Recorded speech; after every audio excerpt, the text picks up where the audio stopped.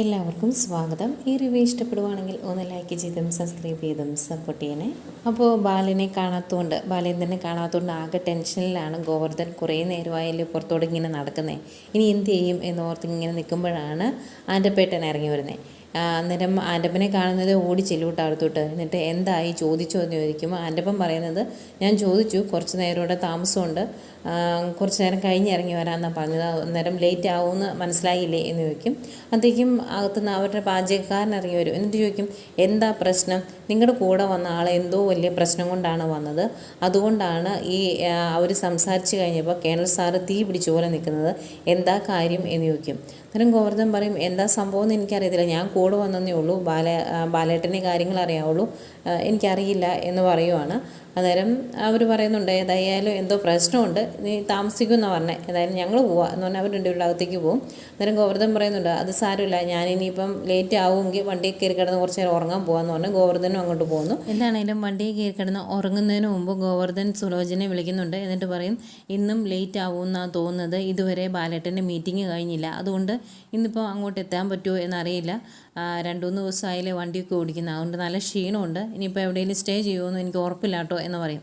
അന്നേരം സുലോചന പറയുന്നുണ്ട്, വയ്യെങ്കിൽ എവിടെയെങ്കിലും സ്റ്റേ ചെയ്ത് പയ്യെ വന്നാൽ മതി, ഏതായാലും ബാലേട്ടൻ വരുന്ന കൂടെയല്ലേ വരാൻ പറ്റുള്ളൂ, അതുകൊണ്ട് കുഴപ്പമില്ല എന്ന് പറയും. അന്നേരം ഗോവർദ്ധൻ എടുത്ത് പറയുന്നുണ്ട്, നീ കൊച്ചിന് ആശയൊന്നും കൊടുത്തേക്കരുത് കേട്ടോ, അച്ഛൻ കൂടെ കാണുമെന്ന് പറഞ്ഞാൽ, ആദ്യത്തെ ദിവസം സ്കൂളിൽ പോകല്ലേ, അതുകൊണ്ട്. അന്നേരം ഇല്ലെന്നേ, കുഴപ്പമൊന്നുമില്ല, അത് ഞാൻ ഡീൽ ചെയ്തോളാം, അവളോട് ഞാൻ പോയിക്കോളാം, പ്രശ്നമൊന്നും ആക്കിയല്ല, അവൾക്ക് വിഷമം ആകാത്ത രീതിയിൽ ഞാൻ കാര്യങ്ങൾ ചെയ്തോളാം എന്ന് സുലോചന പറയുന്നു. എന്നിട്ടാണ് ഫോൺ വെക്കുന്നത്. അത് കഴിഞ്ഞ് ഗോവർദ്ധൻ വണ്ടി കയറി കിടന്ന് ഉറങ്ങുവാണ്. ഈ സമയം കുറേ കഴിഞ്ഞായിരിക്കാം ബാലേന്ദ്രൻ ഇറങ്ങി വരുന്നുണ്ട്. വന്നിട്ട്, ഗോവർദ്ധൻ നമുക്ക് പോയാലോ എന്ന് ചോദിക്കും. അന്നേരം എഴുന്നേറ്റ് കണ്ണൊക്കെ ഒന്ന് നേരാവണം ഒന്ന് തുറന്നു വരുന്നേക്കും, നന്നായിട്ട് ഉറങ്ങിയല്ലേ എന്ന് ചോദിക്കും. അന്നേരം കുറച്ച് നേരം ഉറങ്ങി ബാലേട്ട എന്ന് പറയും. അങ്ങനെ വണ്ടി എടുക്കാൻ തുടങ്ങുമ്പോൾ, നമ്മൾ വന്ന കാര്യം നടന്നോ എന്ന് ചോദിക്കും. അന്നേരം നടക്കും, നീ വണ്ടി എടുക്ക് എന്നിങ്ങനെ പറയുവാണ് ബാലേന്ദ്രൻ. അങ്ങനെ അവർ വണ്ടി എടുത്ത് ഇങ്ങനെ പോരുന്നത് മുകളിൽ നിന്ന് സ്റ്റാൻലി കാണുന്നുണ്ട് കേട്ടോ. അവരിങ്ങനെ വണ്ടിയിൽ ഇങ്ങ് പോന്നു. കുറേ ദൂരം യാത്ര ചെയ്ത് കഴിയുമ്പോഴേക്കും സന്ധ്യ ആകുന്നുണ്ട്, ഇരുട്ടുന്നുണ്ട്. അതുകൊണ്ട് തന്നെ ഗോവർദ്ധൻ ചോദിക്കുന്നുണ്ട്, ഇന്ന് നമ്മൾ നേരെ പാലായ്ക്ക് പോവുകയാണോ അതോ എവിടെയെങ്കിലും സ്റ്റേ ചെയ്യുവാണോ എന്നൊക്കെ ചോദിക്കുമ്പോൾ നോക്കാം എന്ന് പറയുന്നു. അതിനിടയ്ക്ക് ഗോവർദ്ധൻ പലതവണ പല രീതിയിൽ ചോദിച്ചു നോക്കുന്നുണ്ട് കേട്ടോ, എന്തിനാണ് ഇവിടെ വന്നത് എന്ന്. ഗോവർദ്ധൻ ചോദിക്കുന്നു, എന്താ ബാലേട്ടൻ ഇങ്ങനെ കിടന്ന് ഓടാനുള്ള കാരണം, നമ്മൾ എന്തിനാണ് അലീനയ്ക്ക് വേണ്ടി ഇതുപോലെ ഓടുന്നത്, ബാലേട്ടൻ്റെ ആരുമില്ലാത്ത ഒരാൾക്ക് വേണ്ടിയാണ് ഇങ്ങനെ ചെയ്യുന്നത്, അതിന് കാരണം എന്താണ് എന്നൊക്കെ ഇങ്ങനെ പല രീതിയിൽ ചോദിക്കുന്നുണ്ട്, ചെറിയ ചെറിയ ക്വസ്റ്റ്യനുകളായിട്ട്. അതിനെല്ലാം ബാലേന്ദ്രൻ, അതിന് കാരണം ഉണ്ടോ, അത് ചെയ്യേണ്ട കടമ എനിക്കുണ്ട് എന്നൊക്കെ പറഞ്ഞ് ഇങ്ങനെ തിരിച്ചും മറിച്ചുമൊക്കെ ഇങ്ങ് പറഞ്ഞ് വിടുവാണ്. അതിനിടയ്ക്ക് ബാലേന്ദ്രൻ പറയുന്നുണ്ട് കേട്ടോ, ഇത്രയും ദൂരം ഇനി ഓടി അങ്ങ് എത്തണ്ടേ, രാത്രി ചെന്നിട്ടും വലിയ കാര്യമൊന്നുമില്ലല്ലോ, നമുക്ക് വേണമെങ്കിൽ എവിടെയെങ്കിലും സ്റ്റേ ചെയ്യാമെന്നും പറയുന്നുണ്ടായിരുന്നു. ഇതിനിടയ്ക്ക് അലീനയും പിള്ളേരെയും കാണിക്കുന്നുണ്ട്. വൈകിട്ട് ഭക്ഷണമെല്ലാം കഴിച്ച് കഴിഞ്ഞ് മിച്ചോളമൊക്കെ ഫ്രിഡ്ജിൽ കയറ്റി വെച്ച് അവരത് അടുക്കളയൊക്കെ കഴുകി വൃത്തിയാക്കി തുടച്ചിട്ടു, പണിയൊക്കെ കഴിഞ്ഞു. അന്നേരം അടുക്കളയിലേക്ക് രോഹിത് വരും. എന്നിട്ട് രോഹിത് ചോദിക്കുന്നുണ്ട്, അച്ഛൻ ഇന്ന് വരുമെന്നല്ലേ പറഞ്ഞത്, എന്നിട്ട് ഇതുവരെ വന്നില്ലല്ലോ, നിങ്ങൾ വിളിച്ചു നോക്കിയോ എന്ന് ചോദിക്കും. അന്നേരം അലീന പറയുന്നുണ്ട്, അത് നേരെ നമ്മൾ വിളിച്ചില്ലല്ലോ, ഒന്ന് വിളിച്ചേ മോളെ എന്ന് പറയുവാണ് കൃഷ്ണമോളോട്. അന്നേരം കൃഷ്ണമോളുടെ ഫോൺ കാണാത്തതുകൊണ്ട് അവിടെ ഇരുന്ന് അലീനയുടെ ഫോൺ എടുത്താണ് വിളിക്കുന്നത്. അന്നേരം ബബിത പറയുന്നുണ്ട്, അച്ഛൻ ഇന്ന് വരികയില്ലെങ്കിൽ നമുക്ക് വാഗമണ്ണിന് പോകാമായിരുന്നു, ഞാൻ പറഞ്ഞതല്ലേ എന്ന് ചോദിക്കും. അന്നേരം അച്ഛൻ പോകണ്ടെന്ന് പറഞ്ഞുകൊണ്ടല്ലേ നമ്മൾ പോകാതിരുന്നത് എന്ന് അലീന ചോദിക്കുമ്പം, അതാണ് കാര്യം, അല്ലാതെ ചുമ്മാ കിടന്ന് പറയല്ലേ എന്ന് പറയുന്നുണ്ട് കൃഷ്ണമോളെ. അന്നേരം എനിക്കത് മനസ്സിലായതാ, നീ ഒരുപാട് ഷോ വയ്ക്കാതെ അച്ഛനെ വിളിക്കുക എന്ന് പറയുവാണ് ബബിത. ഏതായാലും അവർ ഫോൺ വിളിക്കുന്നു. ഫോൺ വിളിച്ച് കഴിയുമ്പോഴേക്കും ചാരിക്കിടന്ന് പയ്യൊന്ന് ഉറങ്ങുമായിരുന്നു ബാലേന്ദ്രൻ. ഗോവർദ്ധനാണ് ഫോൺ റിങ് ചെയ്യുന്നുണ്ട് എന്ന് പറയുന്നത്. ഫോൺ എടുത്ത് കഴിയുമ്പം, മോളെ അലീനെ എന്നിങ്ങനെ വിളിക്കുക. അന്നേരം അലീന മോളല്ല, ഞാൻ കൃഷ്ണമോളാ എന്ന് പറയുമ്പോൾ, അച്ഛൻ്റെ പുന്നാര മോളായിരുന്നോ എന്ന് ചോദിക്കും. അന്നേരം പുന്നാര മോള് തന്നെയാണ്, അച്ഛൻ ഇന്ന് ഇങ്ങോട്ട് വരണുണ്ടോ, അതറിയാൻ വേണ്ടി വിളിച്ചതാണ് എന്ന് പറയും. അന്നേരം അതെങ്ങനെയാണെന്ന് അറിയത്തില്ല മോളെ, ഞങ്ങളങ്ങ് ഓടിയെത്തുമോ എന്നറിയത്തില്ല, മീറ്റിംഗ് കഴിഞ്ഞപ്പോൾ ഇച്ചിരി താമസിച്ചു എന്നൊക്കെ പറയുമ്പം, അപ്പോൾ ഇന്ന് വരികയല്ലേ എന്ന് ചോദിക്കുവാണ് കൃഷ്ണമോള്.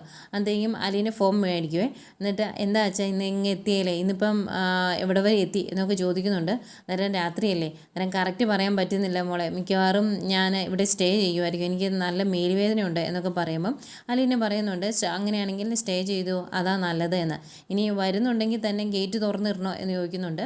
അന്നേരം തുറന്നിടുമൊന്നും വേണ്ട, നിങ്ങൾ കിടന്നോ, ഞാൻ വിളിച്ചോളാം എന്ന് പറയുന്നു. അങ്ങനെ സംസാരിച്ച് അവർ ഫോം വയ്ക്കുവാണ്. ഫോം വെച്ച് കഴിയുമ്പം അലീന പറയുന്നുണ്ട്, ഇനി മക്കളെല്ലാം പോയി കിടന്ന് ഉറങ്ങിക്കുക, ഭക്ഷണമൊക്കെ കഴിച്ചതല്ലേ, ഇനി എല്ലാവരും പോയി കിടന്ന് ഉറങ്ങാൻ പറയുന്നു. അങ്ങനെ അവരെല്ലാവരും കിടക്കാനായിട്ട് അങ്ങ് പോയി കഴിയുമ്പം ലൈറ്റൊക്കെ ഓഫ് ചെയ്ത് അലീനയും റൂമിലേക്ക് പോകുന്നുണ്ട്. എന്തായാലും ഈ സമയം കൊണ്ട് ബാലേന്ദ്രനും ഗോവർദ്ധനും ഒരു ഹോട്ടലിൻ്റെ മുന്നിലേക്ക് എത്തിയിട്ടുണ്ട്. വണ്ടി നിർത്തി ഇറങ്ങി കഴിയുമ്പം ഗോവർദ്ധൻ ബാലേന്ദ്രനോട് ചോദിക്കുവാണ്, ബാലേട്ട, നമ്മളിപ്പം 2-3 ദിവസമായി കുറേ യാത്രയിലാണ്.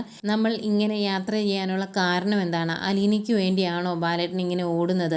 ബാലേട്ടൻ്റെ ഒന്നുമല്ലാത്ത ഒരാൾക്ക് വേണ്ടി ഇങ്ങനെ ഓടേണ്ട കാര്യമുണ്ടോ എന്ന് ചോദിക്കുവാണ് വീണ്ടും ഗോവർദ്ധൻ. അന്നേരം ബാലേന്ദ്രൻ പറയുന്നുണ്ട്, അവൾ എനിക്ക് വേണ്ടി, എൻ്റെ കുടുംബത്തിന് വേണ്ടി ഓടിയതിൻ്റെ 10-1 പോലും ആകുന്നില്ല ഗോവർദ്ധന ഇതൊന്നും. ഈ ഓട്ടമെങ്കിലും ഞാൻ ഓടി പൂർത്തിയാക്കണം. അത് അവൾക്ക് വേണ്ടി ഞാൻ ചെയ്യേണ്ടതാണ്, എൻ്റെ കടമയാണ് എന്ന് പറയുന്നു. അന്നേരം ഗോവർദ്ധൻ ചോദിക്കുന്നുണ്ട്, ബാലേട്ടനോട് ചോദിക്കാവോ എന്ന് എനിക്കറിയില്ല, എങ്കിലും എനിക്കറിയാനുള്ളൊരു ആകാംക്ഷ കൊണ്ട് ചോദിക്കുവാണ്, എന്താണ് ഇതിനുള്ള കാരണം?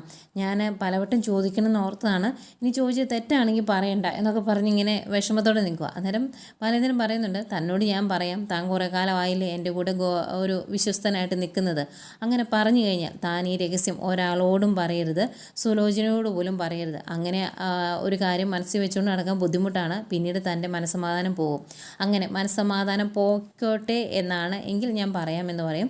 അന്നേരം ഒന്ന് ആലോചിച്ചിട്ട് ഗോവർദ്ധൻ പറയുന്നുണ്ട്, അത് സാരമില്ല, പറഞ്ഞോ, ഇങ്ങനെ ശ്വാസം മുട്ടി കഴിയുന്നേക്കാൾ ഭേദം കാര്യം അറിയുന്നതാണ് എന്ന് പറയുമ്പോൾ, എങ്കിൽ ഇനി തൻ്റെ മനസ്സമാധാനം കാണിയില്ല, അങ്ങനെയാണെങ്കിൽ പറഞ്ഞേക്കാം, ഇവിടെ വെച്ച് പറയണോ റൂമിൽ ചെന്നിട്ട് പറയണോ എന്ന് ചോദിക്കും.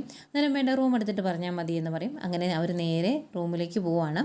റൂമൊക്കെ എടുത്ത് കഴിഞ്ഞ് ഗോവർദ്ധനോട് ബാലേന്ദ്രൻ പറയുന്നുണ്ട്, തനിക്ക് വിശക്കുന്നുണ്ടെങ്കിൽ നമുക്ക് ഭക്ഷണം വരുത്താമെന്ന്. അന്നേരം അത് വേണ്ട, ആ കാര്യം എന്നോട് പറഞ്ഞില്ലല്ലോ, അതൊന്ന് പറ എന്ന് പറയുകയാണ് ഗോവർദ്ധൻ. അന്നേരം ബാലേന്ദ്രൻ പറയുന്നുണ്ട്, അത് തന്നോട് എങ്ങനെ പറയണം എന്ന് എനിക്കറിയത്തില്ല. ഏതായാലും നമ്മളിന്ന് കാണാൻ പോയ ആളെയാണ് ഞാൻ ഏറ്റവും കൂടുതൽ എൻ്റെ ജീവിതത്തിൽ വെറുക്കേണ്ടത്. പക്ഷേ അതിനെനിക്ക് കഴിയുന്നില്ല. അലീനയ്ക്ക് വേണ്ടിയാണ് ഞാൻ അയാളുടെ വീട്ടിൽ പോയത് എന്നൊക്കെ പറയുമ്പം അലീനയും അയാളും തമ്മിലുള്ള ബന്ധം എന്താണ് എന്ന് ചോദിക്കും. അന്നേരം ബാലേന്ദ്രൻ പറയുന്നുണ്ട്, അങ്ങനെ ഒറ്റയടിക്ക് ചോദിച്ചിട്ടുണ്ടെങ്കിൽ അലീനയുടെ അച്ഛനാണ് സ്റ്റാൻലി എന്ന്. അന്തേക്കും ഗോവർദ്ധന് വിശ്വസിക്കാൻ പറ്റുന്നില്ല. ഇതെന്താ ബാലേട്ട ഈ പറയുന്നത്? ഇത്രയും സ്റ്റാറ്റസുള്ള ഒരു അച്ഛനുണ്ടായിട്ടാണോ അലീന ഇതുപോലെ കഷ്ടപ്പെടുന്നത്, ഒരു അനാഥാലയത്തിൽ പോയി നിൽക്കുന്നത്, വേലക്കാരിയായിട്ട് ജോലി എടുക്കുന്നത്? അതിൻ്റെ ആവശ്യം എന്താണ് എന്ന് ചോദിക്കുന്നു. അന്നേരം ബാലേന്ദ്രൻ പറയുന്നുണ്ട്, അലീനയ്ക്ക് അറിയില്ല അവളുടെ അച്ഛൻ സ്റ്റാൻലി ആണെന്ന്, ഇങ്ങനെ ഒരു അവസ്ഥയിൽ ഒരു അച്ഛനുണ്ടെന്ന് പോലും അവൾക്ക് അറിയില്ല എന്ന് പറയുമ്പോൾ, അറിയില്ലേ, അതെന്താ അങ്ങനെ എന്ന് ചോദിക്കുവാണ്. അന്നേരം ബാലേന്ദ്രൻ പറയുന്നുണ്ട്, അത് അങ്ങനെയാണോ, ഒരു പഴയ കഥയാണ് എന്ന് പറയുന്നു.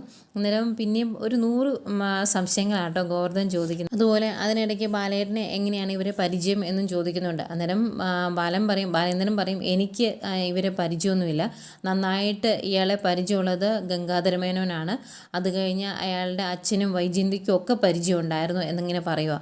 അന്നേരം സംശയത്തോടെ നിൽക്കുന്ന ഗോവർദ്ധൻ്റെ അടുത്തേക്ക് കുറച്ചുകൂടി വിശദമായിട്ട് ബാലേന്ദ്രൻ പറയുവാണ്, ഗംഗാധരമേനോൻ്റെ കൂടെ പട്ടാളത്തിൽ ജോലി ചെയ്തിരുന്ന ആളാണ് ഈ സ്റ്റാൻലി. ആ സമയത്ത് അവിടെ ഉണ്ടായിരുന്ന വൈജയന്തിക്കും ഇയാളെ പരിചയം ഉണ്ടായിരുന്നു. ഗംഗേട്ടൻ്റെ ഇളയ മോളെ പ്രസവിച്ച സമയത്ത്, ഏട്ടത്തി പ്രസവിച്ച സമയത്ത് നോക്കാനായിട്ട് പോയി നിന്നായിരുന്നു വൈജയന്തി. ഏതായാലും തിരിച്ചു പോരുന്ന സമയത്ത് വൈജയന്തിയുടെ കയ്യിൽ സ്റ്റാൻലി കൊടുത്തയച്ചതാണ് അലീനെ എന്ന് പറയും. അന്നേരം ഗോവർദ്ധൻ ചോദിക്കും, അതെന്തിനാ അങ്ങനെ ചെയ്തത്? അയാളുടെ മോളാണെങ്കിൽ അയാൾക്ക് നോക്കിയാൽ പോരായിരുന്നു, എന്തിനാണ് ഏട്ടത്തിയുടെ കൈ കൊടുത്തു വിട്ടത് എന്ന് ചോദിക്കും. അന്നേരം ബാലേന്ദ്രൻ ഒരു ചിരിയോടെ പറയുവാണ്, എടോ, കയ്യിലല്ല കൊടുത്തു വിട്ടത്, കുഞ്ഞിനെ കൊടുത്തു വിട്ടു എന്നല്ലേ ഞാൻ പറഞ്ഞോളൂ, അത് വയറ്റിലായിരുന്നു എന്ന് മാത്രം എന്ന് പറയും. അന്നേരം ഇങ്ങനെ സംശയിച്ച് ഇങ്ങനെ നിൽക്കുവാണ്. എന്നിട്ട് ചോദിക്കും, ഇതെന്താ ബാലേട്ട ഈ പറയുന്നത്? എനിക്കിതൊന്നും ഉൾക്കൊള്ളാൻ പറ്റുന്നില്ല, എന്നതാ ബാലേട്ടൻ ഉദ്ദേശിച്ചത് എന്ന് ചോദിക്കുമ്പോൾ, ഞാൻ ഒന്നുകൂടെ തെളിച്ച് പറയണോ എന്ന് ചോദിക്കും. അന്നേരം ഗോവർദ്ധൻ ചോദിക്കും, ഏട്ടത്തിയുടെ മോളാണോ അലീന? ഇതെങ്ങനെ സംഭവിച്ചു? എനിക്കിതൊന്നും അങ്ങ് ഉൾക്കൊള്ളാൻ പറ്റുന്നില്ല എന്ന് പിന്നെയും പറയുവാണ്. അന്നേരം ബാലേന്ദ്രൻ പറയുന്നുണ്ട്, ഇതെല്ലാം എൻ്റെ മനസ്സിൽ കിടന്ന് ഉരുകുമായിരുന്നു, ഇത് എന്നെ ഒരു പരിഹാരം കാണാൻ വേണ്ടിയാണോ ഞാൻ ഇന്ന് സ്റ്റാൻലിയെ പോയി കണ്ടത് എന്ന് പറയും. അന്നേരം ഗോവർദ്ധൻ ചോദിക്കുന്നുണ്ട്, ഏട്ടത്തിക്ക് ഈ കാര്യങ്ങളെല്ലാം അറിയാവോ എന്ന്. അന്നേരം ബാലേന്ദ്രൻ പറയും, അറിയത്തില്ല, അതുകൊണ്ടാണല്ലോ അവൾ സ്വന്തം മകളെ ശത്രുവായി കണ്ടേക്കുന്നത്, അത് തന്നെയാണ് എൻ്റെ വജ്രായുധവും എന്ന് പറയുന്നു. എന്നിട്ട് ഇങ്ങനെ സംശയിച്ച് നിൽക്കുവാണ്. എന്നിട്ട് ഇങ്ങനെ ഉൾക്കൊള്ളാൻ പറ്റാതെ ഇങ്ങനെ നിൽക്കുമ്പം എനിക്കിത് വിശ്വസിക്കാൻ പറ്റുന്നില്ല എന്ന് പിന്നെയും പറയും. അന്നേരം മുഖത്തൊക്കെ ഒന്ന് തട്ടിയിട്ട് ബാലേന്ദ്രൻ പറയും, ഞാൻ ചുമ്മാ പറഞ്ഞതായിട്ട് കരുതിയാൽ മതി, താൻ ഇതൊന്നും വിശ്വസിക്കേണ്ട എന്ന്. അത്രയും പറഞ്ഞ് ബാലേന്ദ്രൻ കിടക്കാനായിട്ട് പോകുന്നു. ഭയങ്കര ഇമോഷണലായിട്ട് വിഷമിച്ച് സങ്കടപ്പെട്ടൊക്കെ ആയിട്ടോ ബാലേന്ദ്രൻ ഈ കാര്യങ്ങളൊക്കെ ഗോവർദ്ധനോട് പറയുന്നത്. എന്തായാലും ബാലേന്ദ്രൻ പോയതിന് ശേഷം ഇങ്ങനെ അന്തം വിട്ടിങ്ങനെ ആലോചിച്ച് നിൽക്കുവാണ് ഗോവർദ്ധൻ ഇതൊന്നും അങ്ങ് ഉൾക്കൊള്ളാനായിട്ടില്ല. പിന്നെ നാളത്തെ പ്രൊമോ കാണിക്കുന്നുണ്ട്. ഇത്രയാണ് ഇന്നത്തെ കഥയെ കാണിച്ചത്. നാളത്തെ പ്രൊമോയിലും തിരിച്ചു പോരുമ്പോൾ ബാലേന്ദ്രൻ ഈ സങ്കടങ്ങളെല്ലാം ഇങ്ങനെ പറയുവാണ്, ചതിക്കപ്പെട്ട കാര്യങ്ങളും ഒക്കെ പറയുവാണ്.